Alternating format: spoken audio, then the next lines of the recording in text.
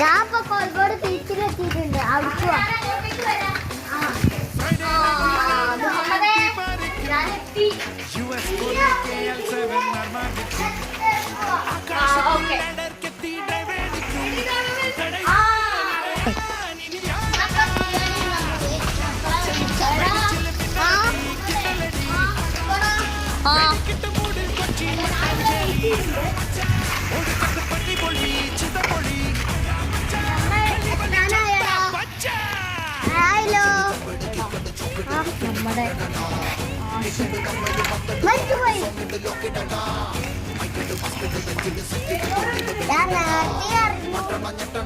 നമുക്ക് അതിന് പോവാം. ഞാൻ പോയിക്കൊണ്ടിരിക്കുക. ഞാനും വരാം. മുഹമ്മദേ, എനിക്കൊരു സാഡ് കാര്യം പറയാനുണ്ട്. എന്ത്? നമ്മുടെ